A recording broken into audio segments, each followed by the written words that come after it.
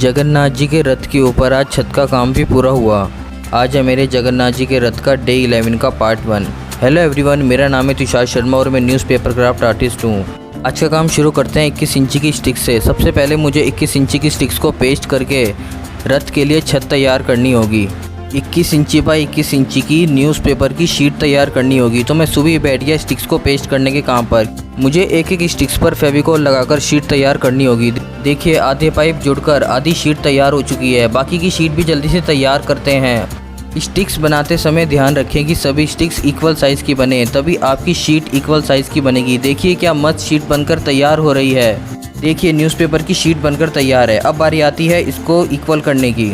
हमें सबसे पहले मेज़रमेंट लेकर ही शीट को कट करना होगा। देखिए मैं जैसे कर रहा हूँ। हमें सबसे पहले दोनों साइड की एक्स्ट्रा स्टिक्स को कट करना होगा। चलिए सीज़र की मदद से एक्स्ट्रा स्टिक्स को कट करना शुरू करते हैं। देखिए मैंने एक साइड का काम कर दिया। अब जल्दी से दूसरी साइड का भी काम पूरा करते हैं। देखिए दोनों साइड पर एक्स्ट्रा स्टिक्स कट होकर तैयार हैं। रथ की मेज़रमेंट के हिसाब से हमें रथ की शीट को कट करना होगा। अब बारी आती है शीट के एक्स्ट्रा पार्ट को कट करने की। जगन्नाथ जी के रथ की छत को सही मेज़रमेंट से कट करना बहुत ज़रूरी है। हमें न्यूज़पेपर शीट को सही मेज़रमेंट के हिसाब से ही कट करना होगा, नहीं तो हमें शीट दोबारा बनानी पड़ सकती है। रथ में तेज़ी लाने से अब रथ का काम काफ़ी तेज़ी से हो रहा है। जल्दी से एक साइड का काम पूरा करते हैं। देखिए पेपर कटर की मदद से सही कटिंग हो रही है और मैंने एक साइड का काम पूरा कर लिया है। छत की एक साइड रथ के मेज़रमेंट के हिसाब से तैयार हो चुकी है। अब बारी आती है दूसरी साइड को मेज़रमेंट के हिसाब से कट करने की। देखिए मैं पेपर कटर की मदद से उसको कट करने के लिए लग चुका हूँ।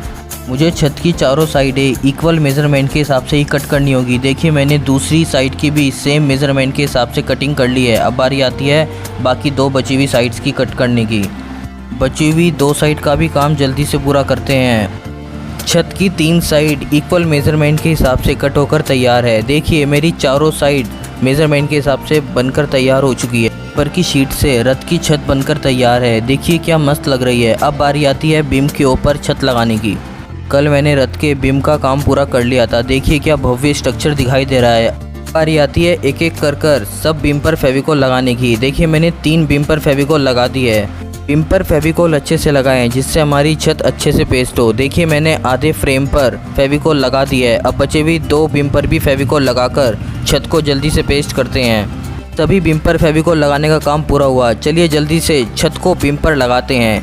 देखिए क्या सही मेज़रमेंट के हिसाब से छत की कटिंग हुई है। चारों साइड इक्वल दिख रही है। जगन्नाथ जी के रथ के ऊपर आज छत का काम भी पूरा हुआ। पार्ट 1 में इतना ही। मिलते हैं अगले पार्ट में। जय जगन्नाथ।